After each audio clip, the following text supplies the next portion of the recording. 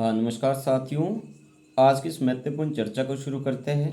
और आजकल ये जो हमारे यूट्यूब चैनल है वीरेंद्र एचपीओ के ऊपर हम कंपैरेटिव पॉलिटिक्स को डिस्कस कर रहे हैं। और कंपैरेटिव पॉलिटिक्स के अंदर बहुत सारे टॉपिक्स हम डिस्कस भी कर चुके हैं। और आज के इस चर्चा के अंदर हम इंडिपेंडेंस या डिपेंडेंसी जो थ्योरी है कंपैरेटिव पॉलिटिक्स के अंदर, या पराश्रितता सिद्धांत जिसको हिंदी के अंदर हम कहते हैं, उसको डिस्कस करने वाले। इसके साथ न्यू कॉलोनिज्म की बात हो, या सांस्कृतिक साम्राज्यवाद हो, या सांस्कृतिक नव उपनिवेशवाद हो, उसके बारे में हम आज की चर्चा के अंदर चर्चा करने वाले हैं। और एग्जाम पॉइंट ऑफ व्यू के हिसाब से हम ये चर्चा करते हैं, जो कि परीक्षा के लिहाज से यूजीसी नेट सेट का पेपर हो, JRF college cadre assistant professor हो, या पीजीटी का पेपर हो पॉलिटिकल साइंस के अंदर, उसके अंदर यहाँ से जो प्रश्न पूछने की जो संभावना है बहुत अधिक रहती है।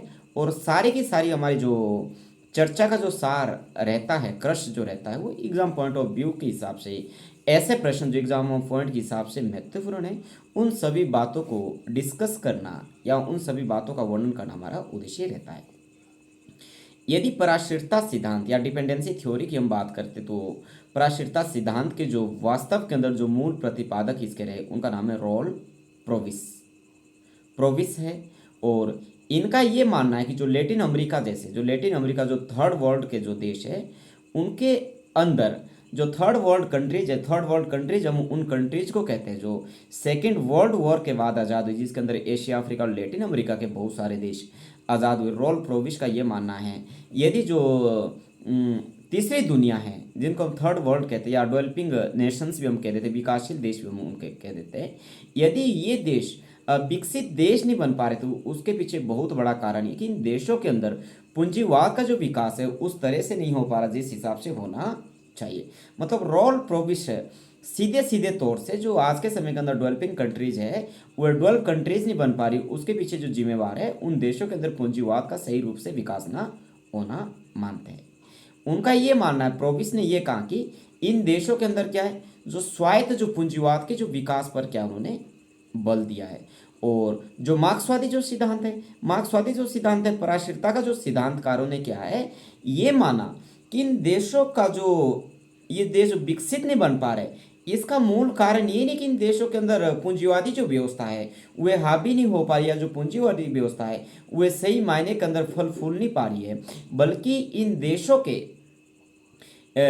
विकसित ना हो पाने का बहुत बड़ा कारण है कि इन देशों की जो राज्य नियंत्रित जो अर्थव्यवस्था है, उस राज्य नियंत्रित अर्थव्यवस्था का अभाव है।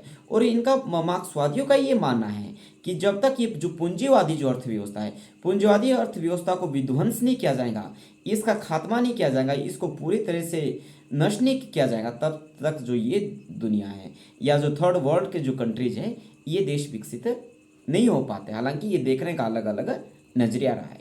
इनका ये मानना है कि जो विकासशील देश है, इनके जो पिछड़े होने का जो मूल कारण क्या है, वो विकसित देशों द्वारा इनका किया गया शोषण है। ठीक है, मार्क्सवादियों का ये मानना है कि जो थर्ड वर्ल्ड की जो कंट्रीज है, जो विकासशील देश है, विकासशील देश जो विकसित देश नहीं बन पा रहे, इसके पीछे बहुत बड़ा कारण ये रहता है कि दुनिया के जो विकसित देश है, विकसित देश क्या है, इनका दोहरा शोषण करते हैं। दोहरा शोषण किस लिए करते हैं?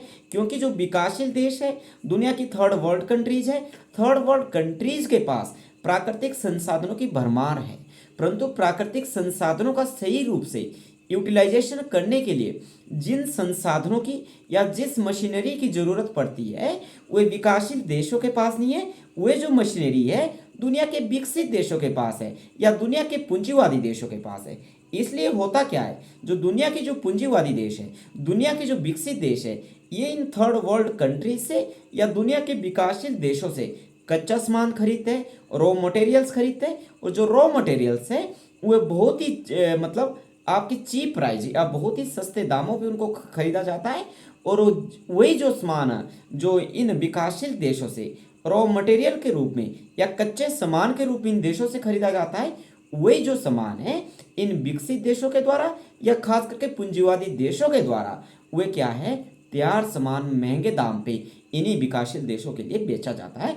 ऐसा मार्क्सवादियों का मानना है। और सही मायने के अंदर जिसके अंदर अभी वॉलस्टीन की हम बात करेंगे, जो वॉलस्टीन कहते हैं, जो पूरी दुनिया को समझाने के लिए कोर पेरिफेरी और सेमी पेरिफेरी का जो कॉन्सेप्ट वो देते हैं, उसके अंदर भी यही तो वॉलस्टीन भी समझाने की कोशिश कर रहा है कि दुनिया के जो आज के समय के अंदर जो विकासशील देश है, विकसित देश नहीं बन पा रहे, उसका एक जो उन्होंने डायग्राम के माध्यम से समझाने की कोशिश की है कि दुनिया के अंदर जो विकसित देश है वह बहुत कम है। उसके बाद जो जिसको वो कोर के अंदर रख रहा है, कोर के अंदर वो अमेरिका, ब्रिटेन, जापान, जर्मनी, मतलब दुनिया के जो बहुत ही अर्थव्यवस्था जिनकी बेहतर है उन देशों को मान रहा है। फिर आपका कोर, पेरिफेरी और सेमी पेरिफेरी का जो कॉन्सेप्ट है वॉलस्टीन के द्वारा दिया जा रहा है। वॉलस्टीन क्या है, विश्व अर्थव्यवस्था का जो विश्लेषण करते हुए उन्होंने क्या है, जो डिपेंडेंसी जो थ्योरी है, पराश्रितता जो सिद्धांत है, उसके अंदर क्या कुछ एक परिवर्तन करने का काम किया है।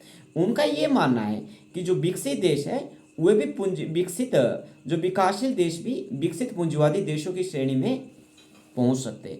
जो दुनिया के इस आज विकासशील देश है वे भी क्या है, विकसित देशों की श्रेणी के अंदर या दुनिया के पूंजीवादी देशों की श्रेणी के अंदर पहुंच सकते हैं, जिसके लिए उन्होंने कोर पेरिफेरी और सेमी पेरिफेरी का कॉन्सेप्ट दिया है। और इसके अंदर जो ट्रांसफॉर्मेशन है, इसके अंदर जो स्थानांतरण है वह पॉसिबल है, संभव है। कोर को हम हिंदी के अंदर कोर को हम कोर कहते हैं, पेरीफेरी को हम परिधि कहते हैं, और सेमी पेरीफेरी को हम क्या अर्ध पेरीफेरी के नाम से जानते हैं। वॉलस्टीन भी यही कह रहे हैं कि जो कोर देशों के द्वारा क्या है, पेरीफेरी देशों का और सेमी पेरीफेरी देशों का क्या है, शोषण किया जाता है।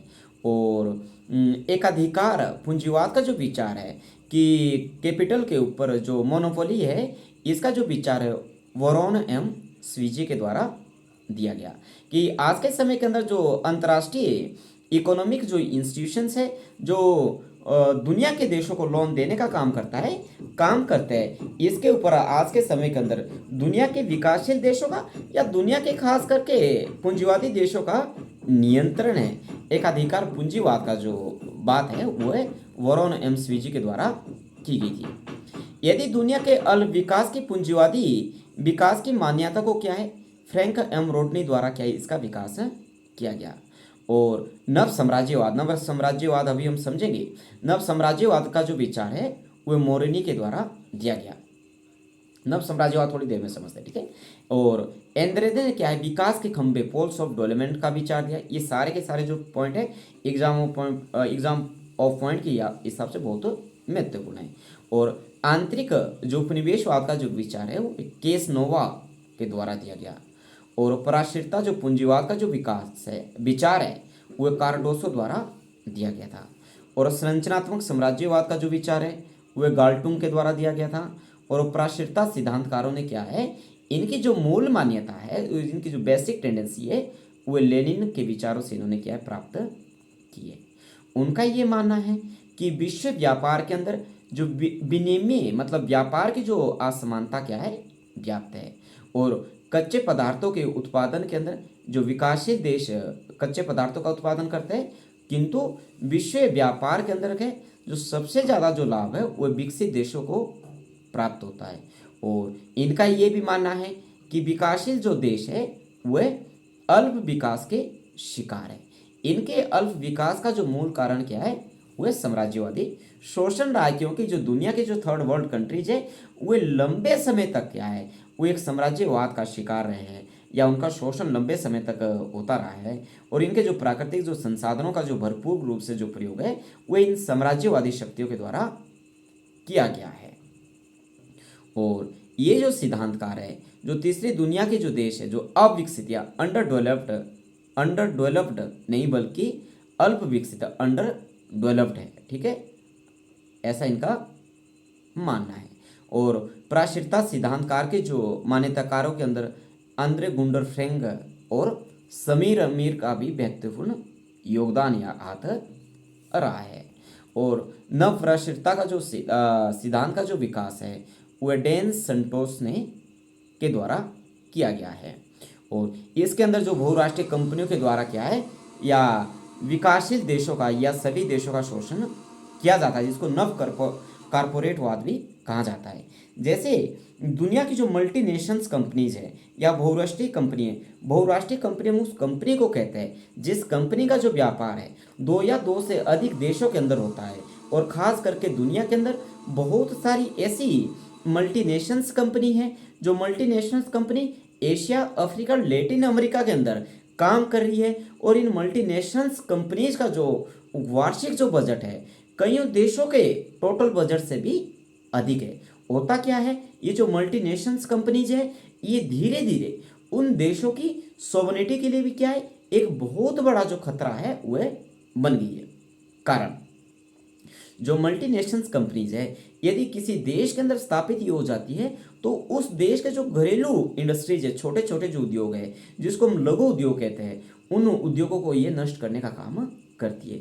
उसके बाद जो मिडिल स्तर के जो इंडस्ट्रीज है या उद्योग है, उनको उद्योग को अपने उद्योग के अंदर ही क्या उनको समाहित करने का जो काम है मल्टीनेशनल कंपनीज के द्वारा किया जाता है। जिस कारण जो सरकारें हैं इनकी जो सोवरेनिटी है सरकारों की, एशिया, अफ्रीका, लैटिन अमेरिका के जो सेकेंड वर्ल्ड वॉर के बाद जो देश आज़ाद हुए उनकी जो सोवरेनिटी है वह भी कहीं ना कहीं खतरे के अंदर आज के समय के अंदर जरूर पड़ गई है। ठीक है, जिसको नव कारपोरेट वाद के नाम से भी जानते हैं। नव कारपोरेट वाद के साथ साथ एक नया शब्द जुड़ता है जिसको नव उपनिवेशवाद भी कहते हैं, जो अभी थोड़ी देर पहले हमने चर्चा की थी। नव उपनिवेशवाद से पहले यदि हम उपनिवेशवाद को जाने तो कोलोनिज्म या उपनिवेशवाद का मतलब होता है जब एक शक्तिशाली मुल्क के द्वारा कमजोर मुल्क के ऊपर प्रत्यक्ष रूप से अपना नियंत्रण स्थापित किया जाता है, उसको हम उपनिवेशवाद या साम्राज्यवाद कहते हैं। परंतु ये जो नव उपनिवेशवाद है, क्योंकि सेकेंड वर्ल्ड वॉर के बाद उपनिवेशवाद या साम्राज्यवाद का जो खात्मा है आज के समय के अंदर सभी देशों से क्या है वह खत्म हो चुका है। परंतु एक जो नया शब्द इजाद हुआ है खास करके 1991 के बाद जब भारत ने भी एलपीजी की मॉडल को अपनाया, उस समय हमारे देश के जो प्राइम मिनिस्टर है नरसिम्हा राव जी थे, और देश के जो फाइनेंस मिनिस्टर है हमारे former prime minister doctor Manmohan Singh ji थे। उन्होंने देश को एक नया कॉन्सेप्ट दिया एलपीजी, जिसको लिबरलाइजेशन, प्राइवेटाइजेशन एंड ग्लोबलाइजेशन के नाम से हम जानते हैं। उसके तहत क्या हुआ कि ये जो नव साम्राज्यवाद का जो विचार आया, क्योंकि आज के समय के अंदर जो ये बड़ी बड़ी कंपनीज है, मल्टीनेशनल्स कंपनीज है, या खास करके WTO है, वर्ल्ड बैंक है, गेट है, ये जो बाकी तरह की जो ऐसे इंस्टीट्यूशंस है इंटरनेशनल स्तर के जो कि दुनिया को लोन देने का काम करते हैं, इन देशों के ऊपर क्या है आज के समय के अंदर जो हेजीमनी है खास करके अमेरिका की है, पूंजीवादी देशों की है।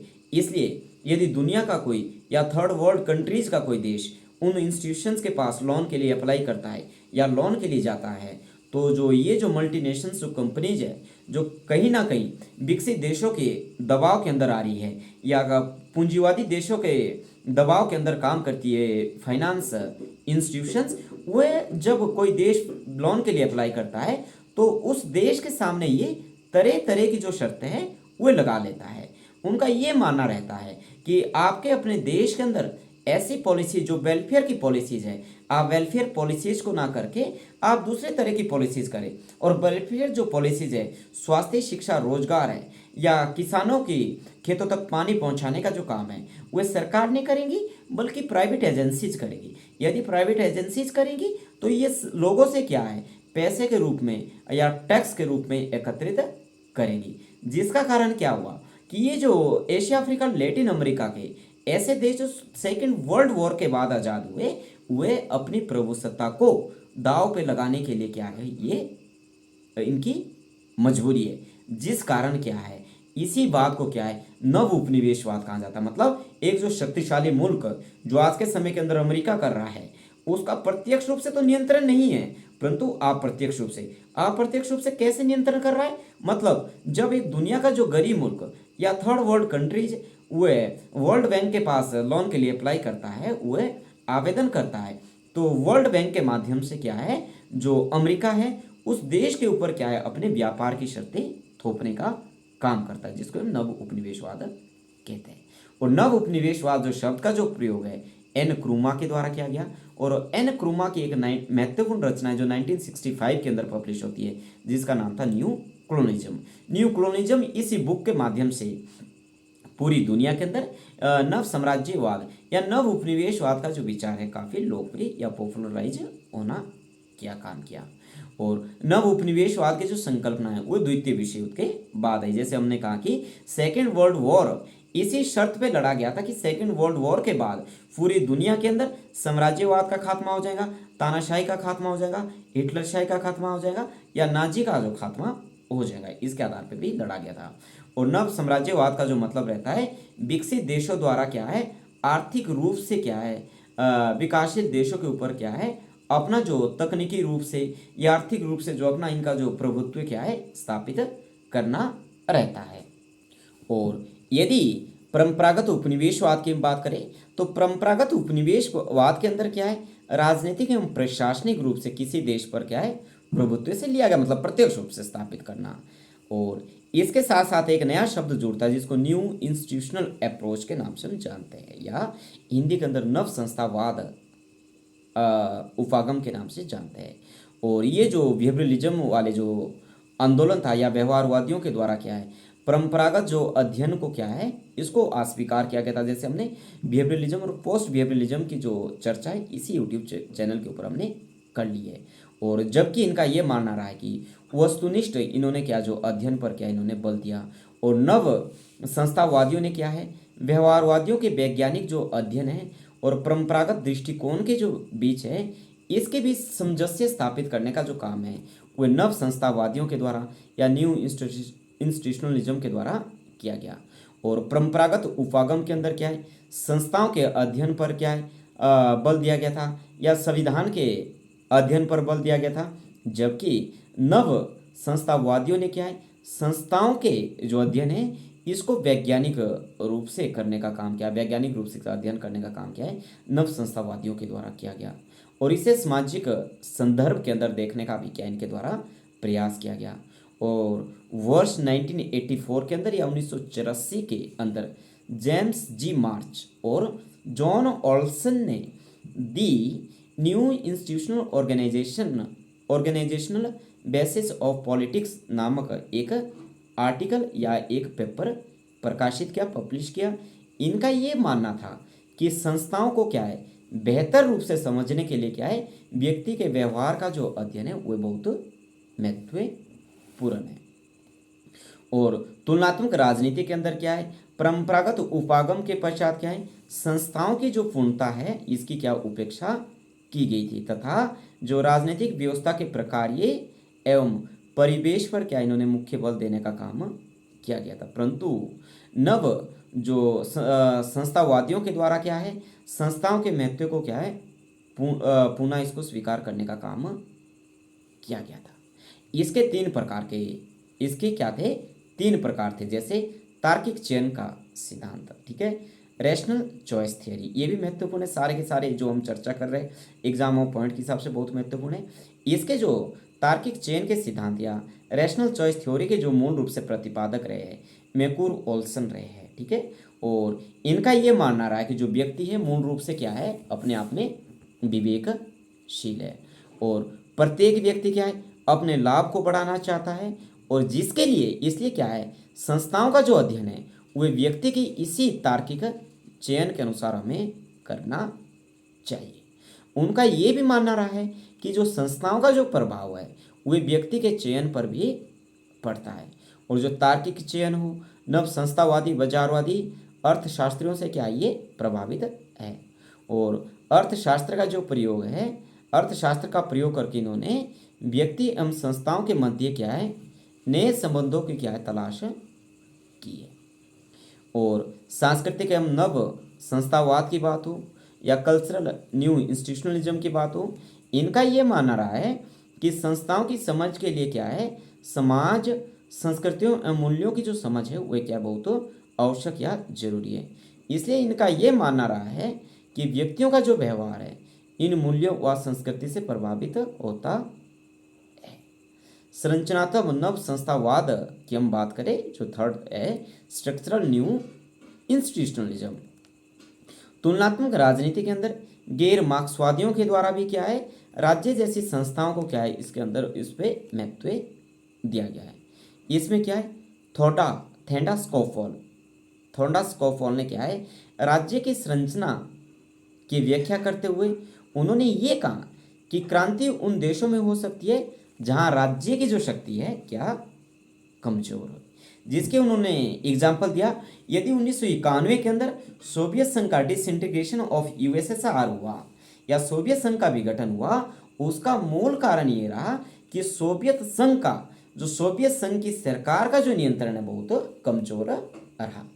आज के समय के अंदर खास में साथ में वे ये भी कह रहे थेंडा स्कोपोल कि आज के समय के अंदर चाइना की जो राज्य की जो अर्थव्यवस्था है यदि इतनी अधिक शक्तिशाली है तो उसके पीछे बहुत बड़ा कारण ये है कि राज्य की जो शक्ति है चाइना के अंदर क्या है, बहुत शक्तिशाली या मजबूत है। जिस कारण क्या जो चीन है, चीन की जो अर्थव्यवस्था या समाजवादी अर्थव्यवस्था है, दुनिया का एक वर्ल्ड लीडर बनने का काम है उसके द्वारा किया जा रहा है।